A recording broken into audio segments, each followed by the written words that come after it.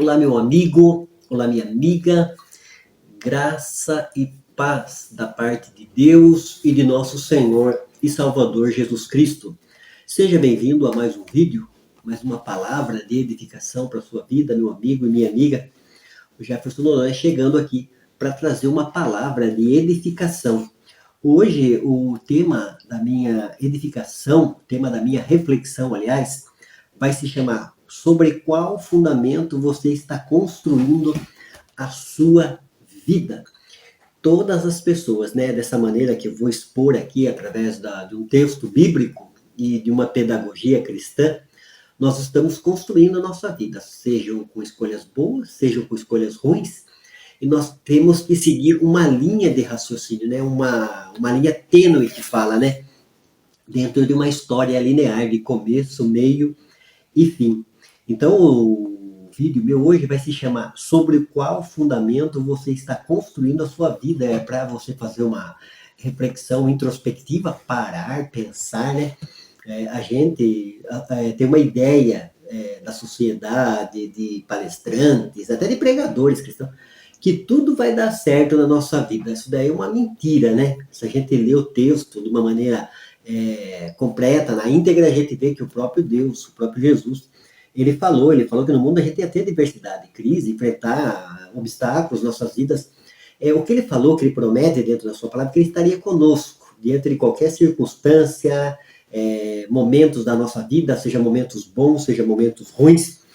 Então, o texto que eu vou dar para você ler aí na sua casa, para você refletir, pegar a sua Bíblia Sagrada e ler, é Lucas, capítulo 6, do versículo 46 ao 49. Esse texto também se encontra em Mateus, capítulo 7, do versículo 24 ao 29, que diz assim: Por que vocês me chamam Senhor, Senhor, e não fazem o que eu digo? É uma pergunta que Jesus fez em Lucas, capítulo 6, versículo 46. O 47 fala assim: Eu lhe mostrarei com quem se compara aquele que vem a mim, ouve as minhas palavras e as pratica. É como um homem que, ao construir uma casa, cavou fundo e colocou os alicerces na rocha. Quando veio a inundação, a torrente deu contra aquela casa, mas não a conseguiu abalar, porque estava bem construída. Mas aquele que ouve as minhas palavras e não as pratica é como um homem que construiu uma casa sobre o chão, sem alicerce.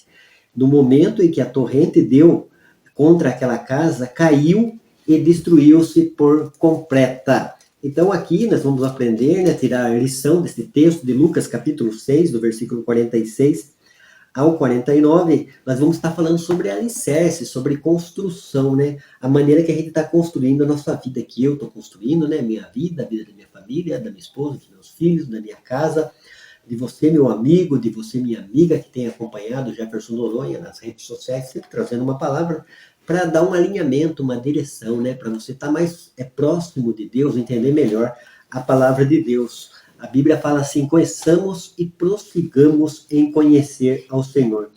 Você já ouviu uma casa sendo construída? Uma pergunta. Eu acredito que quase todo mundo já viu. Eu já até trabalhei em algumas casas, Trabalhei assim, trabalhando mesmo, e trabalhei dentro de casa, da minha, de parentes. Talvez haja alguma perto da sua residência. A primeira coisa que os pedreiros fazem depois da propriedade ser cuidadosamente examinada e marcada é cavar um buraco bem fundo. Por quê? Afinal de contas, ninguém quer viver no chão. Por que então começamos a construir sobre o chão? Outra pergunta. O buraco serve para fazer os alicerces da casa. Sem um alicerce profundo e sólido, a construção ficaria vulnerável aos ventos fortes e acabaria eventualmente caindo, em vista do seu próprio peso. A casa precisa de uma base profunda para manter-se sólida, mesmo sobre as tempestades. Jesus usa a analogia de uma casa e seus fundamentos para ensinar a importância da construção sobre um fundamento sólido de verdade em nossa vida. Quando aprendemos a palavra de Deus e construímos um relacionamento sólido com ela pela fé, estamos erguendo um alicerce forte para a nossa vida?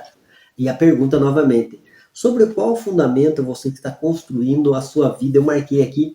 E a gente olha hoje para uma sociedade corrompida, sem Deus, em qualquer área de alicerce, que fala de fundamento, de embasamento, né? Nós vemos, né, uma sociedade de costas viradas para o Criador, né? Para o Deus Todo-Poderoso, esse Deus bíblico, esse Jesus Salvador, esse Jesus que edifica a nossa vida. Então, o ser humano faz as suas escolhas, né? Faz as suas escolhas, faz a sua construção, né? Faz o seu fundamento.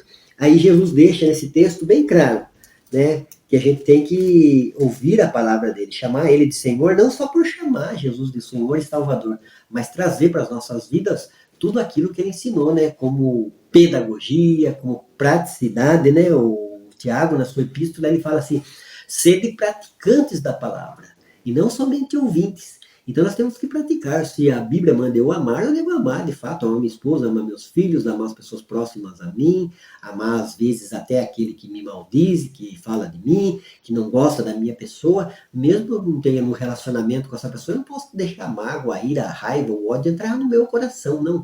Eu tenho que praticar o amor, ouvindo e praticando a palavra de Deus. Então nós vemos, né, como eu falei, uma sociedade corrompida, sem Deus, a passos largos para a perdição. Por isso que nós, como sal do mundo e luz do mundo, nós devemos pregar, ensinar, trazer o ensinamento, o aconselhamento da palavra de Deus que eu estou fazendo nesse dia. Eu queria usar aqui a analogia, né? Jesus usou a analogia da construção, e eu não poderia deixar de falar da casa do meu sogro, né? Quando eu conheci meu sogro, ele já tinha uma casa, mas a casa do meu sogro, ela foi construída sem um alicerce. E o que acabou acontecendo? A casa caiu, não aguentou, né? Tinha a parte de cima, a parte de baixo, que era o porão, e a parte de cima. A parte de cima caiu completamente. Daí a gente começou a refazer a casa. A gente começou a refazer pelo buraco, pelo alicerce, né? Pelos baldrames que fala, pelas gaiolas, para fazer uma estrutura, que hoje está aqui, né? A casa, né? Até moro nela. Mas essa casa, outrora, não tinha uma estrutura, caiu, se desgastou, né, não aguentou, né, caiu a laje que foi colocada na parte de cima. Então, mas hoje não, hoje é uma casa bem estruturada, porque eu, meu sogro e meu concunhado, nós começamos a fazer o alicerce pela parte de baixo, fazer um alicerce bom, né, um alicerce sólido, forte, né, que sustente toda a base, né, das paredes da casa, do telhado, da laje. Então, na vida espiritual, o Senhor Jesus está nos ensinando aqui em Lucas, né, esse texto que é bom você marcar. Lucas fala do prudente e do insensato. Então, se a gente chama Jesus, a gente acredita que Jesus é o Filho de Deus, e que Ele é Deus, Ele pode abençoar, Ele pode nos estruturar, Ele pode nos iluminar. No Evangelho de João, Ele falou: eu sou a luz do mundo, quem me segue não andará em trevas, mas terá a luz da vida. Então nós devemos seguir esse Jesus, seguir os conselhos dele, seguir a pregação que ele trouxe a respeito de vida, a respeito de ter uma prática de vida resistindo ao pecado, né, que tão de perto nos rodeia, que é a destruição das nossas almas.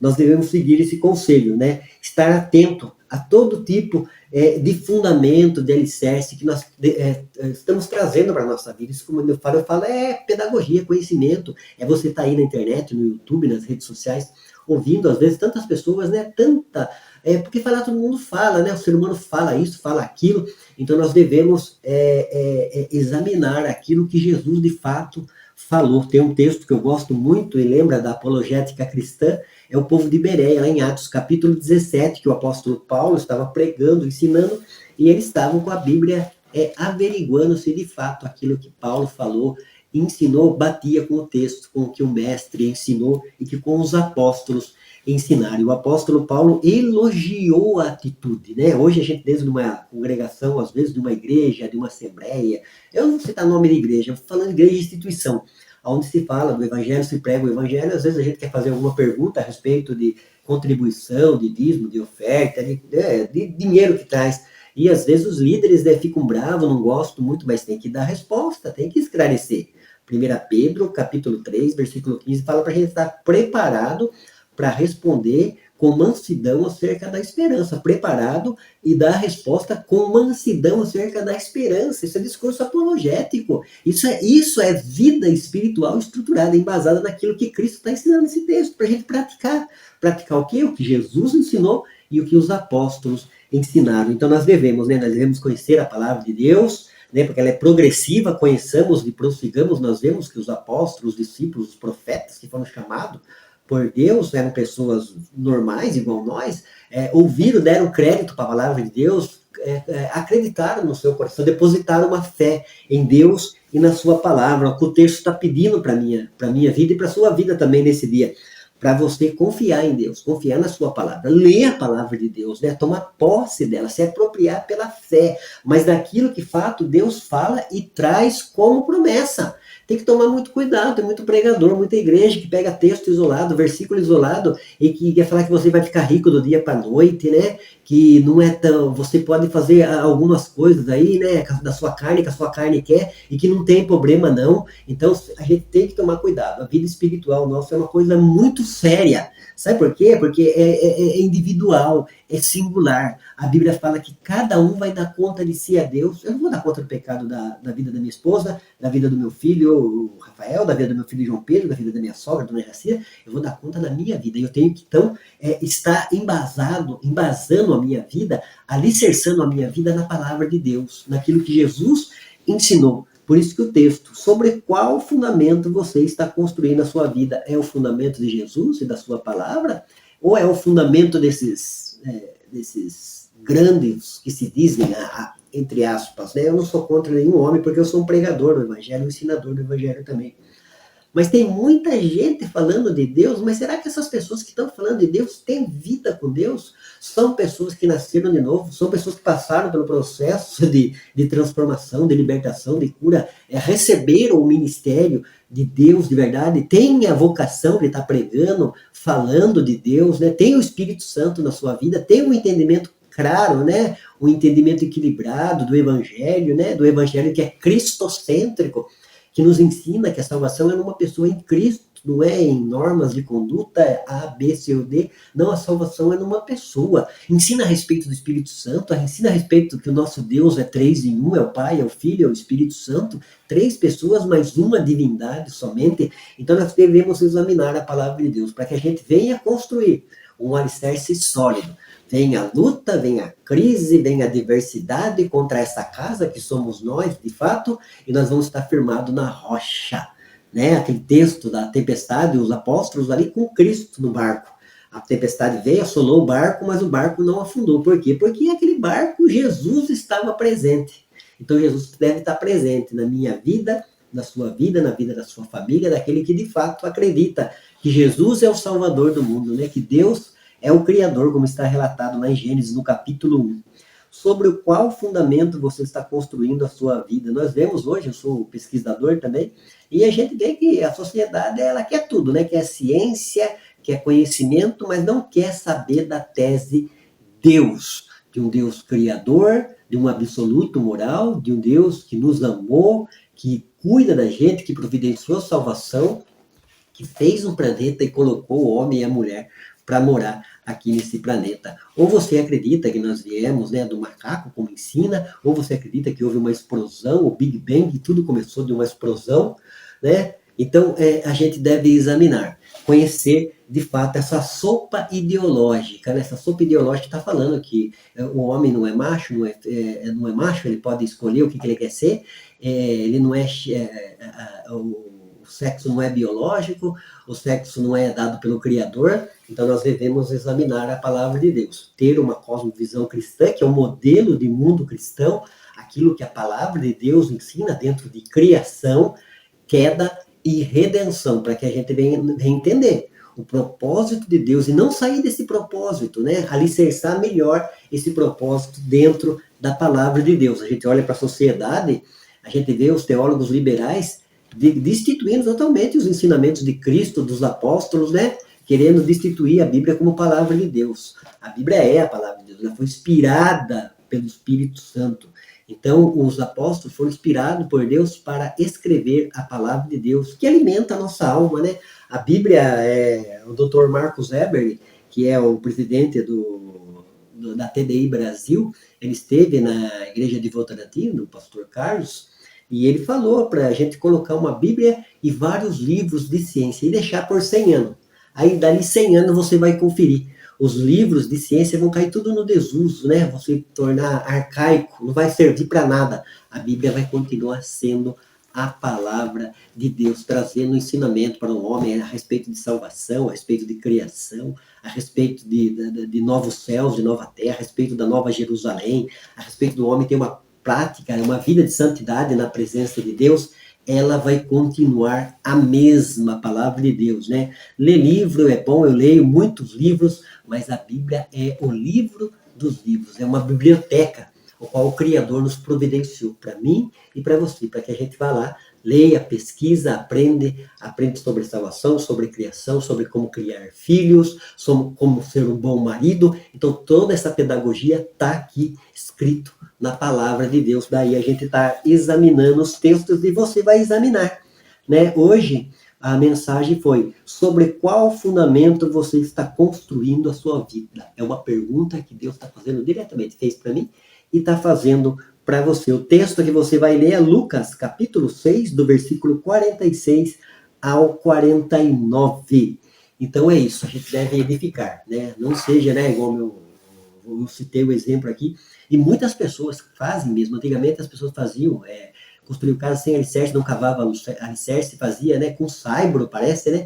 Então dá para construir uma casa, mas a casa fica à mercê de tempestades, né? Fica à mercê o progresso chegar, os caminhões começar a andar e abalar toda a estrutura daquela casa. Assim é a nossa casa espiritual, a minha vida e a sua vida. Devemos edificar em Deus e na sua palavra e conhecer a Deus, né? Conhecer o propósito de Deus, o plano de Deus, aquilo que é promessa de fato, que tem muita gente iludida até dentro do sistema religioso, né? Nas igrejas. Não, Deus não ilude ninguém, Deus traz promessa de verdade. Se ele falou que a salvação é em Cristo, é em Cristo. Se ele falou que o sangue de Jesus nos purifica de todo pecado, o sangue de Jesus nos purifica de todo pecado. Se ele falou que ele vai voltar a buscar a igreja, ele vai voltar a buscar a igreja. Era esta a palavra que eu tinha para você, meu amigo e minha amiga, no dia de hoje. Que Deus abençoe grandemente você, a sua casa e a sua família. Sobre qual fundamento você está construindo a sua vida? É a pergunta para você, meu amigo e minha amiga.